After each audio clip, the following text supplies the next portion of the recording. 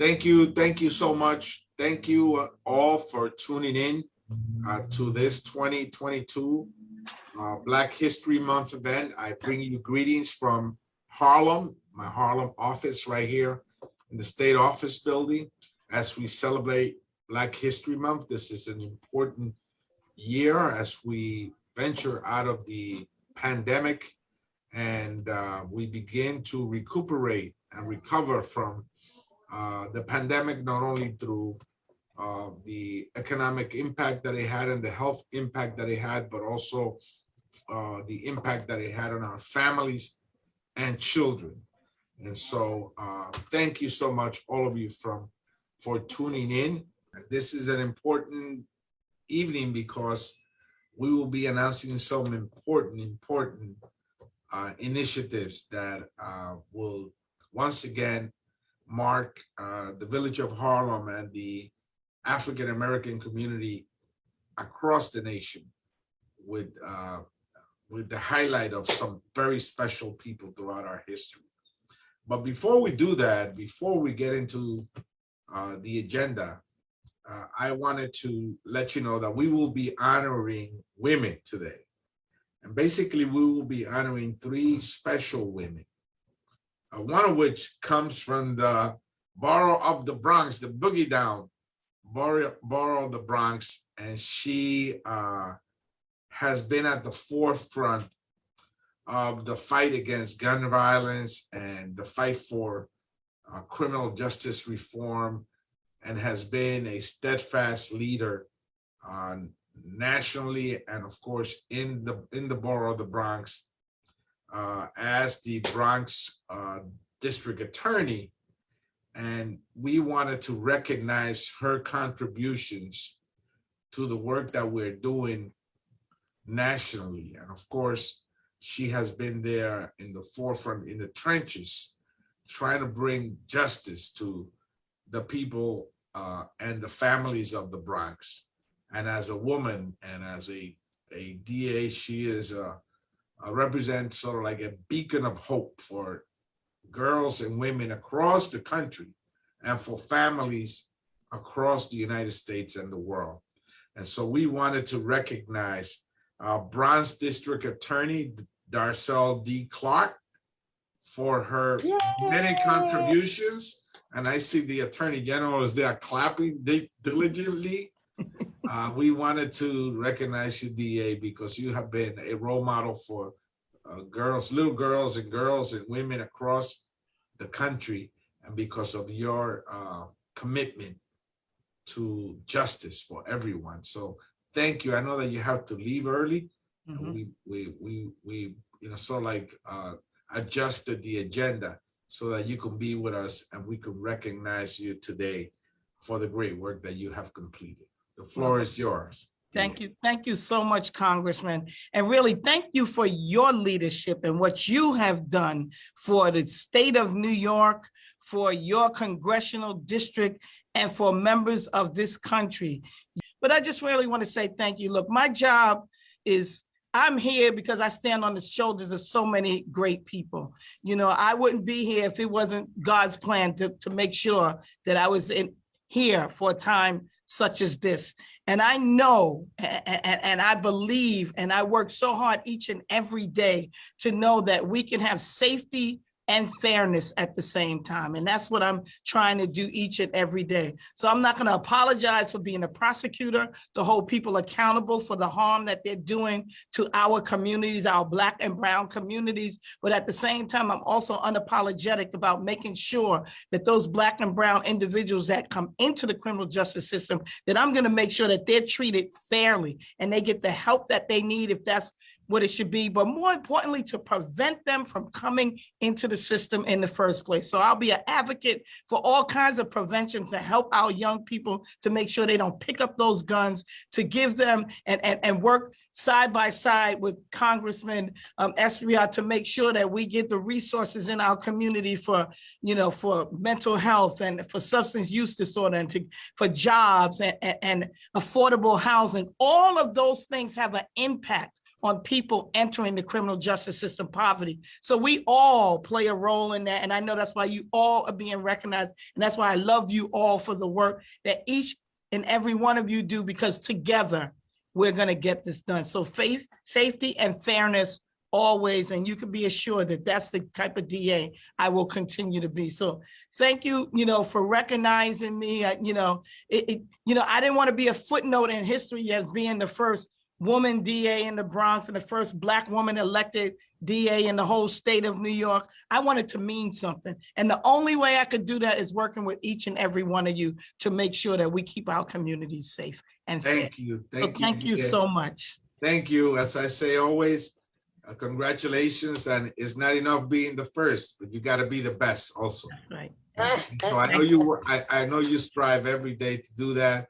And now that the district has more of the Bronx, that's right, Attorney General, it has more of the boogie down. And with the redistricting process nearly over, I will be represented. I had to grow a little bit more because we lost people in Manhattan. Mm-hmm. So we have a greater part of the Bronx, and I look forward to working with DA Clark as we move forward. But thank you so much for being part of this program. Thank you. And of course, one of the pieces that we wanted to announce here today is that I have introduced the Congressional Gold Medal Act for Robert Parris Moses. Yes. And many of you know of the legacy of Robert Parris Moses. Yep. He's someone who basically grew up in the Harlem River houses, not too far from my office here, and was one of a handful of Black students who was admitted to Stuyvesant High School. Imagine that back then. And of course, then I went on to Hamilton College in Clinton, New York, and then studied philosophy at Harvard University. But, he was a civil rights leader. And so because of his contribution at the Algebra Project, which is so important to so many young people, more than 40,000 students have benefited for that project. I've introduced his name to be the recipient of the Congressional Gold Medal Act. So this is a privilege for me. Someone that came as a little boy from the Dominican Republic, saw the civil rights movement develop right in front of me without even speaking a word of English, but I knew something was happening that meant something to me. To now be able to submit the name of Robert Parris Moses to be the recipient of the Congressional Gold Medal is a great, great privilege and an honor. And we have with us today his daughter, who will speak a little bit about him and be the ambassador, the voice for his family, so that we can all feel connected to his legacy and his family through her words. And I hope to invite you all, when we pass that piece of legislation and we get President Biden to also agree, and the leadership of Congress agree to grant someone who's very worthy of receiving this honor, Robert Parris Moses, to receive the Congressional Gold Medal. So now let's hear from Maisha Moses, who's here with us, and she'll talk a little bit about Bob Moses and what he did for all of us. Thank you for being here with us, Maisha. Thank you. I'm so full listening to you talk. Thank you so much. It is really my honor to be here, Congressman Espaillat, and to all of the other guests who are here. My family is so deeply grateful and appreciative of this effort to award my dad with this Congressional Gold Medal. Because this event is celebrating and is rooted in Harlem, I wanted to share some stories from his time in Harlem. It's not what is usually talked about. But he did. He grew up in the Harlem River houses with his parents and two brothers. His earliest years were shaped by his desire to do everything his older brother Skeets, who was just 13 months older, was doing.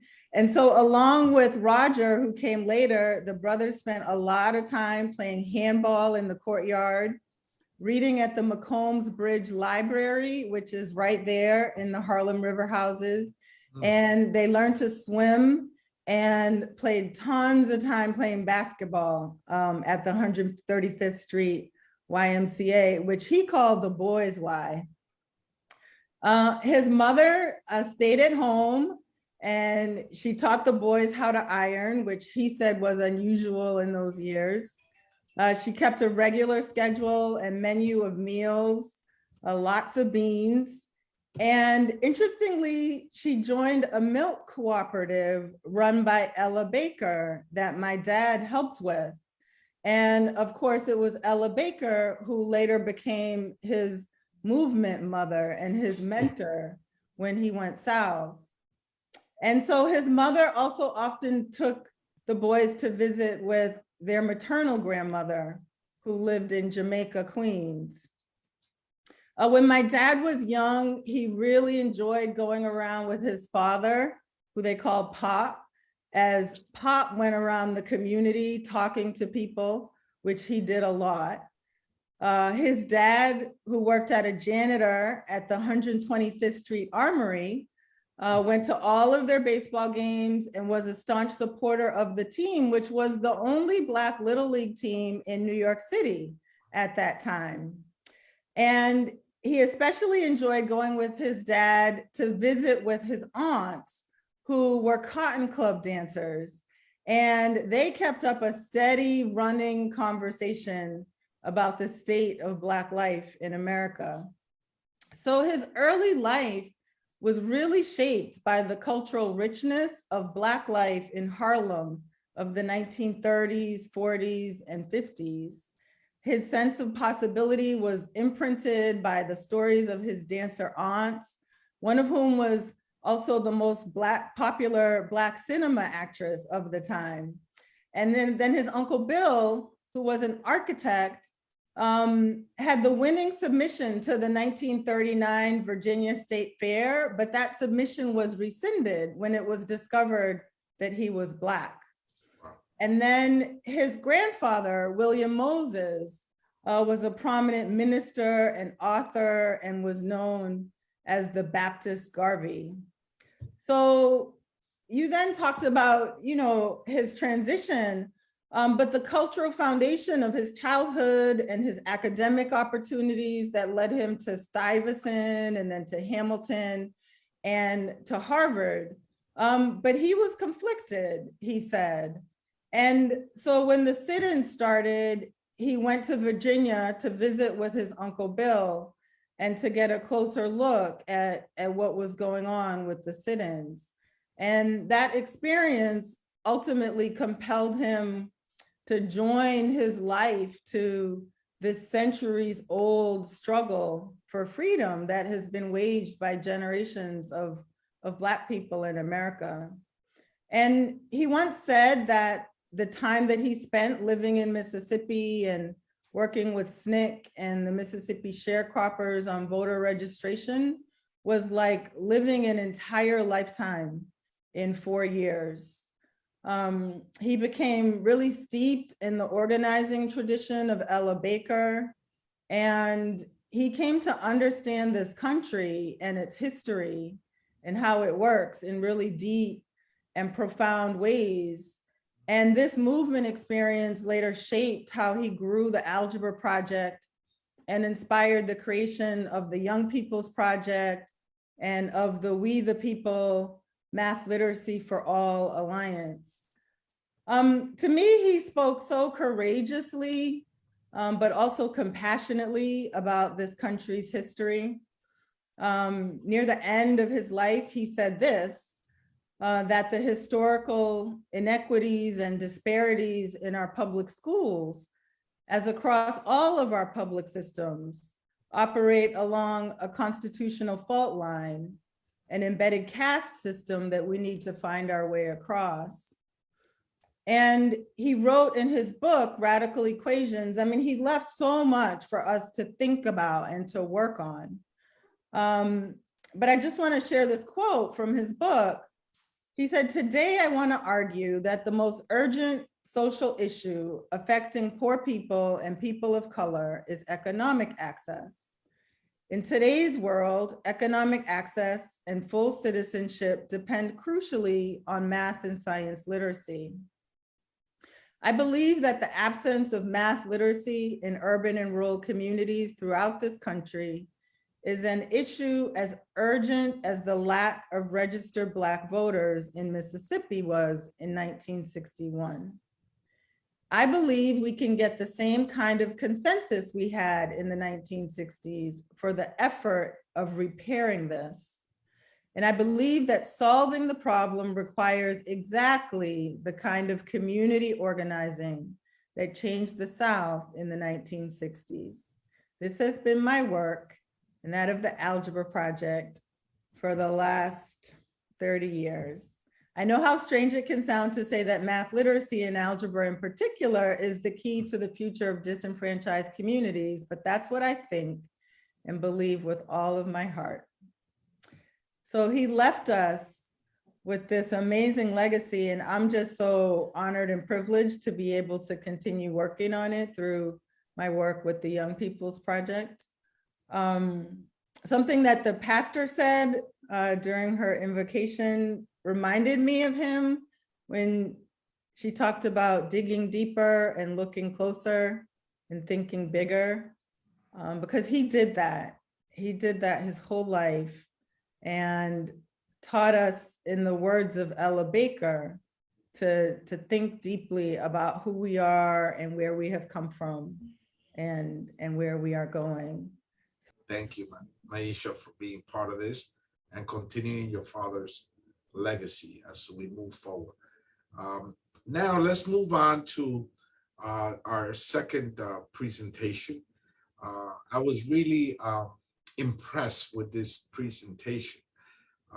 There is a great effort being put forward by a group of folks that are very much connected with the African burial ground memorials and sites throughout the country, really, and throughout the city of New York. Many of you may be surprised to learn that there may be some burial grounds right near your home.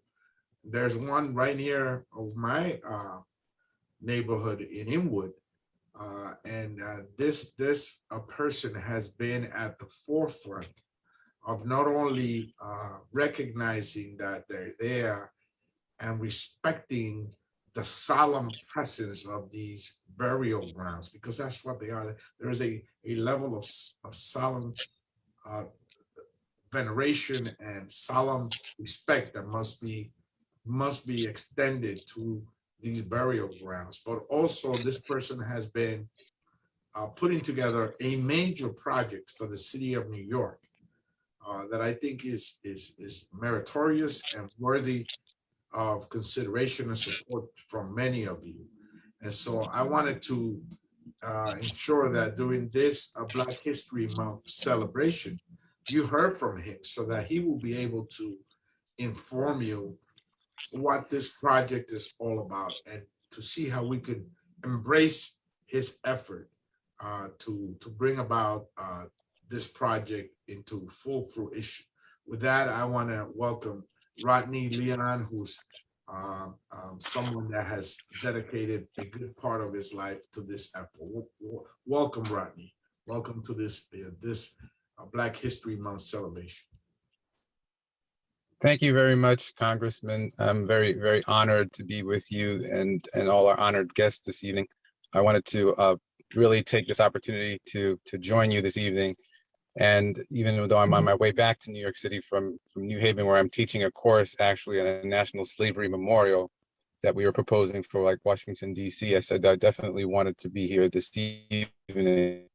So yeah, I wanted to thank you again for the work that you've been doing with other elected officials in terms of supporting our efforts to maintain the presence of the burial ground at the forefront of the awareness of people, not only in New York City, but throughout the country. And the African Burial Ground Lower Manhattan, as you know, is a National Historic Landmark, a National Historic Monument, where an estimated 15,000 people are currently buried. And we not only have a burial ground that is a place that has been hidden from our sites for so many years in Lower Manhattan, but we do have a burial ground also in the Bronx. We have another burial ground that exists in Flatbush Avenue in Brooklyn, and all over the country. Our history that has been hidden is now starting to become uncovered. And now it's our time, not only through the efforts of Black History Month, but in terms of creating permanent places of memory, to really retell the story and to tell the story in a much more equitable and inclusive fashion. So I'll close by saying the quote on the wall of the African Burial Ground Memorial, and I invite everybody to go down there on Duane Street between Broadway and Foley Square and read and honor the memory of those that have left. For all those who are lost, for all who are forgotten, for all those who are left behind, you are not forgotten. Thank you very much for having me this evening. And thank you very much for letting me participate in this Black History Month celebration with you, Congressman. Thank you, Rodney. Our last presenter before we hear from our Attorney General, and then we go into the two other ladies that will be recognized today, is Jackie Rode Adams. Many of you know Jackie Rode Adams, not just but because of the work that she's done and around gun violence and how it impacted her personally, and the great dedication and passion that she brings to that issue. But she also has a tremendous voice. And if you hear her sing, she will capture your attention immediately. When I was a member of the New York State Legislature, Attorney General, I used to bring her every year to sing the national anthem at the Black, Puerto Rican, Hispanic, Asian caucus, and she will capture the attention of the entire room because of her great soprano voice. And so, but again, she has been a leader. We've heard from her recently. We were there with her at the 32nd precinct in the recent vigils that we have for the two fallen officers, Officer Rivera and Officer Mora, that lost their lives, and the solidarity that she brought to that vigil for their families was incredible. So let's hear from her. So she addresses this issue, which is one that it's so blatant and real. I mean, we saw a young woman tragically killed at a Burger King, even though she gave the money to her assailant. He shot and killed her, 19 years old. She had professed to her mother that she was uncomfortable working the midnight shift and had asked for a change of shift that had been granted.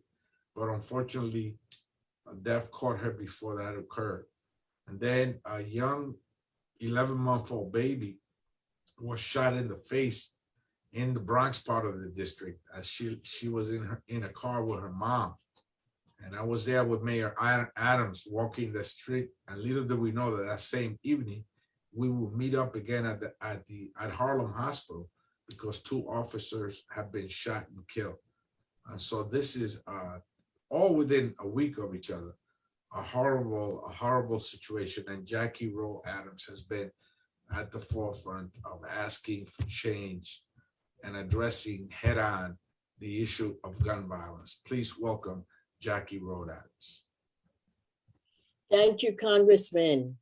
So first, let me say to everyone on call here, first of all, Congressman, you have been in the forefront along with Harlem Mother Save, and I thank you. You know what? I tell people, I say, I don't care. Everybody, we might agree and we might not, but I love him. I said, because he's been with me a long time and he's my friend. I said, He's been there for a long time with so many people. Yes. But let me say to Rose Pierre, you've been there for our organization a long time too, and you understand the plight and what we've been dealing with.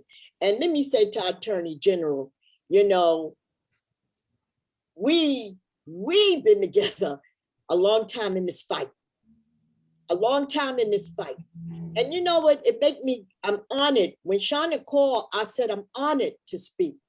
But I didn't know it was such great people here tonight. And congratulations to Ms. Moses and to the other honorees. So today I was honored for the simple reason, today is my son, the second son who got killed. Today is his anniversary of death. So I try to keep myself busy. I know everybody think I'm so strong and I lead the pack and I lead the fight, but I hurt inside, but that's all right. Y'all keep me going and keep me busy. So this was so appropriate today. The anniversary of my second son. My first son got killed this month too, on the 25th of February. So I have two sons that got murdered in the same month. So this is a very fragile month for me. But like I said, y'all keep me busy. And I hope every year you do this. To God be the glory. And because of my two sons getting killed, that's what made me start the organization Harlem Mothers Save. I got sick and tired in 2006, and I want you to hear the story. 2006, I woke up with an epiphany and said, enough is enough. Who's giving these kids these guns?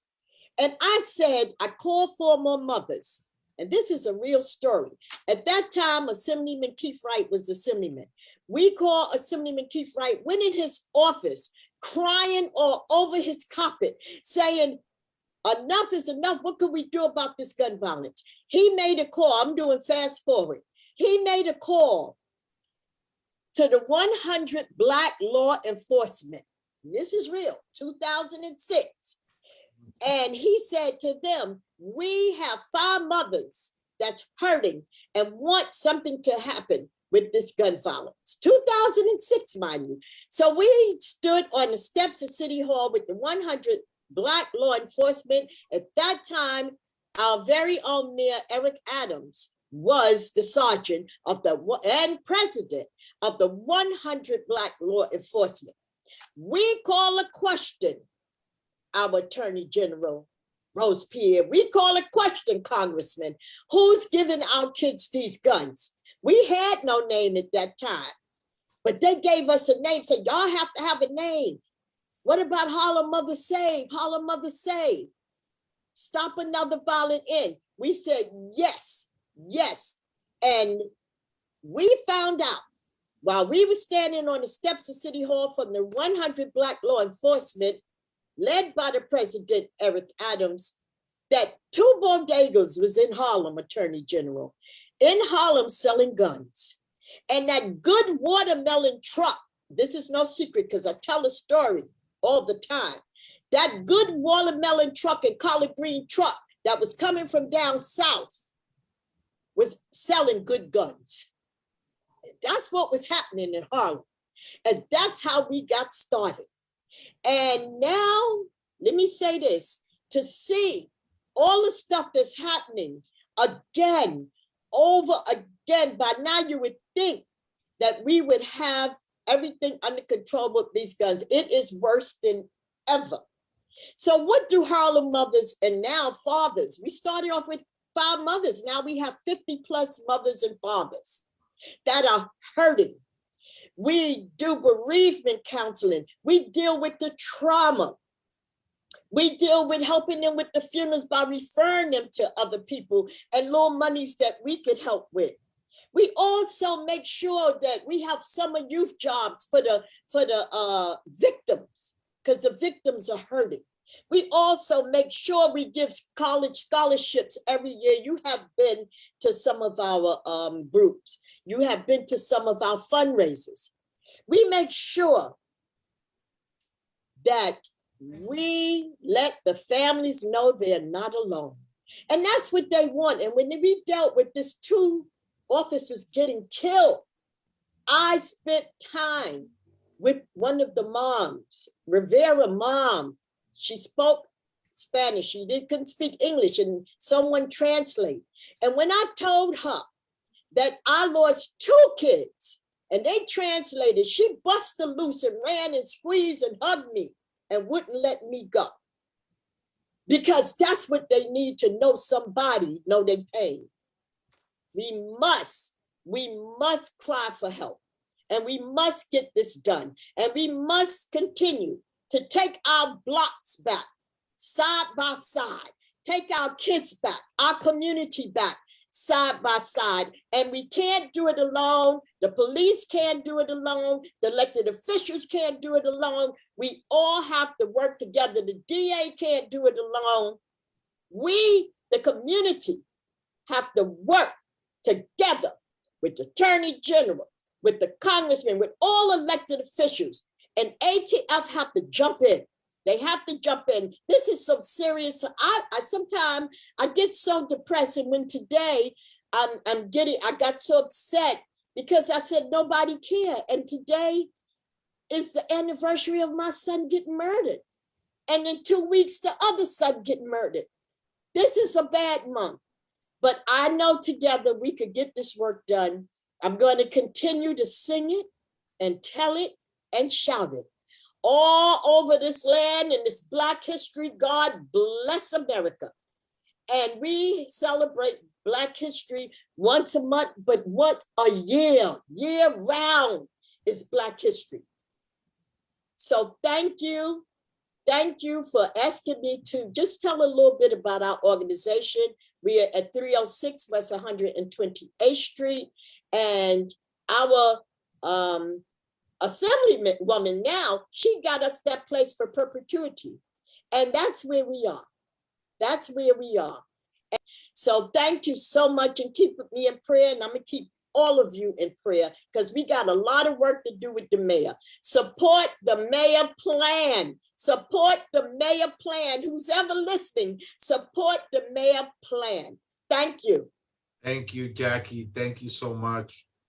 As you know, President Biden came to meet with Mayor Adams, and I was there with the members from the New York delegation, and he's pushing for additional funding for ATF so that we can block that iron pipeline. And he's pushing for additional resources, not just for the police officers, but for communities and organizations like the ones you lead, with violence interrupter, people that have credibility in our neighborhoods, that will be able to diffuse a situation that will turn violent immediately overnight. And so we need all of that, and we must all work together. I was yesterday at a press conference with Congresswoman Val Demings from Florida. We have a package of legislation, including the ghost gun bill, which is one that I've introduced, because more and more ghost guns are being used to perpetrate crimes, and they circumvent background checks. They have no serial number, so they're really ghost guns. We gotta stop that also, because that's a weapon of the future. And so we gotta work together to make sure that we bring safety to all of our communities, all of the corners of our neighborhoods throughout the city and the country. With that, let me introduce the top law enforcement officer of the state of New York. She continues to make us proud. I see Congressman Rangel has joined us, and he will be speaking right after her. But let's welcome our New York State Attorney General, Letitia James. Yes. Thank you, Congress Member. I don't want to be long because you have a number of other speakers, but I want to congratulate all of those honorees. Maisha Moses, whose words were compelling and inspiring.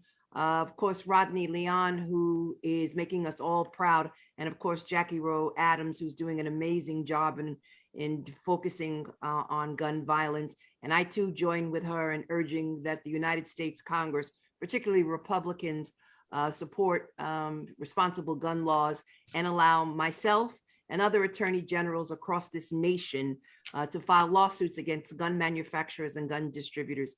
They are the only industry in this nation that is protected, immunized, and that individuals cannot file lawsuits against them, and that it's unconscionable. Any other product, you can bring a case for product liability or private right of action. And I, as the Attorney General of the state of New York, cannot bring an action against a gun manufacturer or a gun distributor to hold them accountable for all the carnage and destruction that they are causing on the streets of New York. We've got to change and repeal that law, and we've got to do it now.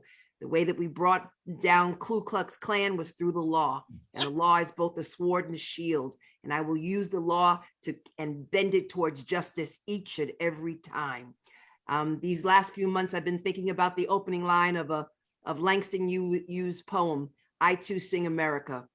And Congress Member Rangel, and of course, Senator Cleare, who are here this afternoon, and of course, Apostle Ramos and Dr. Thornton, and of course, my very good friend, Rose Pierre Lewis, all of them recognize that it is the history of American people on this continent. We are as old as the idea of a continent named America.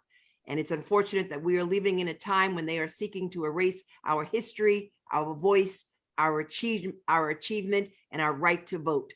But we too sing America. We created this nation's wealth. We fought to defend its freedoms.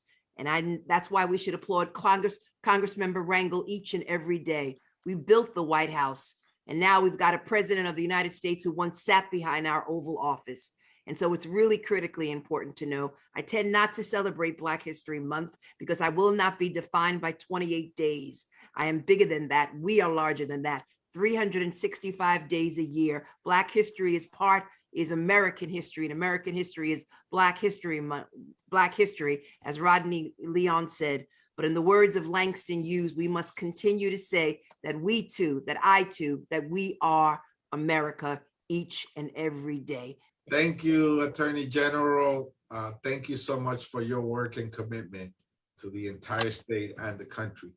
And before we hear from our honorees, Rose Pierre and our good friend, Dr. Karen Thornton, we're going to hear from a legend himself. He's the Lion of Lenox Avenue. And many of you may not know, and it may surprise you, that him and I have been working very diligently in an announcement that we will be making in a couple of weeks that will potentially, I believe, bring thousands of jobs to young people across our district and across the city of New York. And that will be the Charles B. Rangel Institute for Transportation and Infrastructure. Right out of City College, and that's his baby. That's his Yes. initiative. And I've been working there. We were able to have a great meeting with the governor and of course the president of City College, and we've been working diligently to make sure that that's a reality. So I thought it would be great to hear from him today, so he can share his vision of what that will be for our neighborhood and the rest of the country. Welcome, Congressman Charles B. Rangel, the Lion of Lenox Avenue. Yay, my Adriana, words cannot express the support you've given to this project, and recognizing the emotion that I have and truly believing that we get to start somewhere to reconstruct the values of this country. Why not the city of New York? Why not City College? And why not you, who have gone out of your way to make certain that this has become a priority, not for Rangel and not for you, but it's become a priority for the mayor, for the governor, and we hope for the nation. We hope that as they develop an atomic bomb to destroy in the Manhattan Project, that people might see what we can do if we come together, reunite our people, and to be able to show that the strongest vision of national security is to have its people feel secure in terms of being able to raise their family. You have really understood the president of CCNY is understood. And just like Tisha James has said, that they have distorted the history. But we all know that Lincoln wasn't concerned about Black folks being free. He was concerned in not having certain people in certain states say that they were going to leave the United States. And he made it abundantly clear that if we could not unite our forces, that our house divided would fall. And Adriano, if you take a look at what you're going through in the House and in the Senate, if you take a look at what the former President Trump has brought out, they've taken off their sheets, they're showing their animosity against brown folks, Black folks, yellow folks, and making it clear that white preference is a priority for them. And so I think that we're on the brink of a new Reconstruction. When you take a look at the complexion of the people in the House of Representatives, you have to tell them, Adriano, you can tell which side we're on. And the Republican is just like an enclave of people from the Ku Klux Klan sitting there. If you take a look at the Assembly and the Senate, we have our leadership there. If you take a look at our great city, we are involved in the policy there. I love all of you. Don't give up, don't give out, and never, never give in. Thank you for your leadership and your friendship, and we will make this a reality. Thank you so much. Senator Cordell Cleare, please, welcome. Thank you so much. Happy Black History Month. Congressman, thank you. I am very honored to be a part of this program today. I just was thinking about what I would say. There are so many things to say, but one of the things that others have touched on, you know, Black history is American history, and it should be taught always. And to our youngest, it is beneficial not just to the Black community, Black children, brown children. All people should learn Black history so they can know of the great contributions and the great value that Blacks have in society, and also to know about each other so that there's not all these misconceptions and preconceived notions, which I think are at the bottom of much of the racism and discrimination that we have seen in this country. Because as we celebrate Black History Past, we have to make Black history now. What will we leave behind? What will we do to change the situation? I feel honored to be in the position that I'm in because I'm only the second woman ever to sit in this seat, the second Black woman. The first was Constance Baker Motley, who sat in this seat 60 years ago as the first Black woman ever to be elected to the state Senate, to the New York State Senate. And I'm so proud. So I'm going to keep up my part. I'm going to keep fighting. And I hope the history that others celebrate in the future is a little, things have gotten a little better. And hopefully they'll keep fighting to make sure that they continue to improve. And on that Second Avenue subway, I'm just as happy. I thank you for the work that you're doing. I'm excited about jobs, but I'm really more excited about business opportunities because we need true economic empowerment in our community. And yes, jobs are great, but we need ownership. So thank you, Congressman. Thank you for all you've done and all that you continue to do. And all the honorees tonight, congratulations. Thank you. Thank you. And as you know, the Second Avenue subway has now entered the engineering phase. And of course, that means that is right on track to move forward.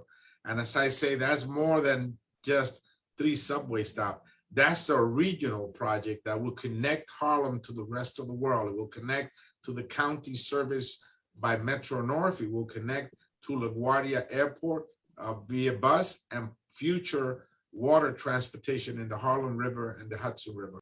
Thank you so much, Senator. Thank you. You're doing a great job in the short time that you've been there. We will continue to work with you. Now let's honor Rose Pierre Louise. Let's honor her. Jackie, come on, let's honor her. Let's honor her, Reverend Ramos. She's done a great job. Not only was she a deputy borough president, but she's someone that works with the local businesses. She was there during the pandemic, fighting for them to get those PPPs, those small loans grants so they could stay open and dealing with violence in the streets. She's there advocating for them. She's someone that represents the interests of those small businesses, which continue to be the biggest employers of our economy. It's not the big corporations, it's not the big box stores, it's the small mom and pop businesses in our communities that provide the most jobs for our people. So please welcome and let's honor in this Black History Month celebration, Rose Pierre Louise. Welcome, Rose. Thank you so much, Congressman, and good evening, everyone. Let me begin first by acknowledging Congressman Rangel, indeed the Lion of Lenox Avenue, our phenomenal Attorney General, Letitia James, our Senator Cordell Cleare. I'm so happy to see my friend Jackie Rowe Adams, who throughout my career in government, she has been a guide, a mentor, making sure I'm moving in the right directions and willing to pull my ear when I'm not. I'm so happy to hear from my dear friend and fellow board member, the Haitian Roundtable, Rodney Leonard, who what he's doing across the country is extraordinary, and I am immensely proud of him. I want to congratulate our honorees, Darcel Clark, our fantastic Bronx District Attorney, and Dr. Karen Thornton, who I had the opportunity to work with your team to provide testing and shots, and you are extraordinary, and I'm truly honored to receive this acknowledgement. What can I say, Congressman Espaillat? I'm so honored to receive this recognition. I'm inspired by your dedication to the people of the 13th Congressional District. You work so hard, and I think it's extraordinary to have as your Congress member someone that you can reach out to, and whether it's a call or a text, and say, can we work with your office on this? And sometimes you get a response, well, we're really busy, we can't. You are always like, yes, let's make it happen. And I'm so thankful for you and what you're doing for all of us as your constituents. And you are doing your part, as been highlighted today, to make sure that we're receiving our fair share of resources and attention during the pandemic recovery and beyond. For me to receive this recognition during Black History Month is especially meaningful for me as I reflect on the triumphs and struggle of people in communities that are dear to me, and the Harlem community, the Haitian community, New York City, and beyond. I certainly take inspiration from our Black forebears, the spirits of John Lewis, Shirley Chisholm, David Dinkins. I continue to be inspired by our phenomenal Attorney General and all of the women who are shattering the glass ceiling in government and politics, like our Senator Cordell Cleare. I know there's a lot facing our community in the 13th, and what makes me hopeful is that we have people like Jackie Rowe Adams, and we have people like Dr. Thornton, and organizations that are coming together and understanding that as a village, as a community, we must pull together in these difficult times to get things done. Thank you so much for your commitment and for your dedication to Harlem, to the state and the country, really. And the work that you do with small businesses is inspiring to all of us. And our next honoree, and we'll have the Assemblywoman speak a little bit before she gets on. Let me say to you that just transport yourself 2 years back to like March and April. Those were scary months. You know, I came out and I saw the streets, they were like empty. And it was just like an eerie feeling. Just remember, like the young Mexican guys and African guys in their bike delivering food to you at the table, and you will put the tip underneath the door because you didn't even want to open the door. Just remember how dangerous it felt. You know, I went out there and I drove through the district, and it was like desolated. And I saw those those 16 wheelers with the freezers, eerie stuff, very scary stuff. It was a brand new sort of like challenge. You didn't know what to expect. And this lady was out there. I mean, she was out there. And when I used to call her and say, doctor, we need a testing site in front of this building, she never said no, not once. Then we said, doctor, we need, vaccination sites at this street. She never said no, putting herself on the line, her life on the line, because we didn't know back then, what would the impact of the pandemic. And clearly, we almost had I would say we're over 1 million deaths, unfortunately, nationally. And she was out there every single time. To me, that has a name. She's been a hero, for our community, someone that put her life on the line so that you and I could be safe. And we would be able to test ourselves and vaccinate ourselves. As I did, I got COVID twice in a year. Thankfully, I got it after being vaccinated. Didn't have much of a response because I was protected. And it was because of people like her that we were able to save millions of lives. So for me, it is an honor to recognize Dr. Karen Thornton, all that she drives around in her mobile unit and she just parks it right in any corner. I'm telling you, this is like, you call her and 24 hours later, she's there. Unbelievable. So Inez, maybe you want to say a couple of words about Dr. Thornton. February, we're here to celebrate Black History Month. But because this has been the horrific last two years, we're here to celebrate humanity. We're here to celebrate that we were able to survive that time. And I want to thank the Congressman, Adriano Espaillat, for hosting this, particularly this year because of the pandemic.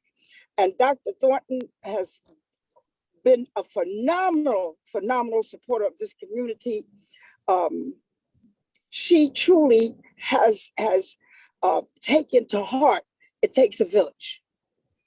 She's a very special person that works hard, and she's one of the people that goes about doing what has to be done and not looking for the pat on the back. I'm grateful to be able to have walked this life with you during this time, and to be a part of the Congressman's Black History program, to say thank you to all of you, and to those that have not been recognized as of yet.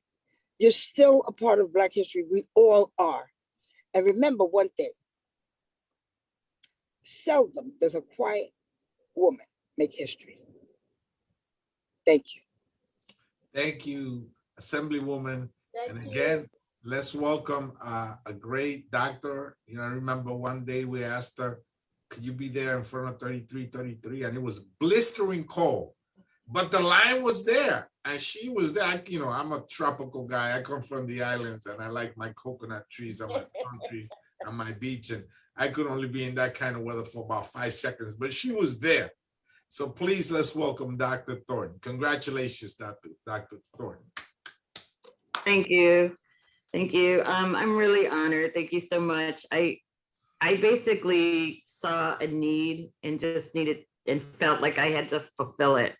I couldn't do it without most of like my entire staff are just as much as heroic as I am. I don't even like to use that word, but basically at the beginning of the pandemic, I called people and I said, look, I'm able to test. A lot of people, they couldn't get tests and I was able to do it. And I wasn't afraid to do it. I thought it was just part of my job. You're a doctor, there's a disease and you treat it or you do what you can. And a lot of people didn't call me back. Congressman Espaillat's office did reach out to me and it's been just a wonderful kind of like I don't want to say ride, but ever since, you know, we've been working together. I've met a lot of great people. I've been to a lot of wonderful places where I get to know like staff who take care of like elderly people who are like in the Esplanade, the people at 3333. I think also we've been in front of your office up here in Washington Heights. We've been at the church, the Dominican church. Oh my gosh, what's the name of that church? Holyrood. And we're there once a week. We're in some places that aren't necessarily in the district. One of the things that I learned is a lot of people don't think that if you're testing for COVID, it's bringing COVID. So that's why I got mobile testing. And now we do vaccines, which is really important. And because we do testing and because we're in the same place all the time, we also do, and we do vaccines, we're actually able to vaccinate a lot of people. They start to trust us. We can kind of knock down all of the myths and the misinformation and the lies that people have been told about the vaccine. And I kind of feel very proud of the fact that I was able to do that. I worked with the Department of Health. I worked with a borough president. I worked with other assembly, the New York State Assembly members and state senators. And it's been great. It's been great to be able to help my community, which I never really felt that I did that much before the pandemic. And it's also been great to kind of see kind of like what you could do and in service to your community, what you can do alongside with your Congress members and your elected officials. And one of the things that just happened is my father recently died, and he actually belonged to a lot of organizations, and he did a lot of community service work. And I knew that he did community service work, but it didn't really it doesn't really get in there until everybody starts talking about how much he did. And I think that one of the reasons that I just kind of naturally reached out to do this is because of him. It's just, that was the way I was brought up. You do what you can for your neighbors and the people in your city. And that was what I was able to do. I'm able to help with the pandemic as much as I can. And it's been very fulfilling. We want to thank you, Doctor. Thank you so much for what you do. You're unbelievable. Thank you very much. Congratulations. God bless you all and keep the faith. Stay strong. Thank you.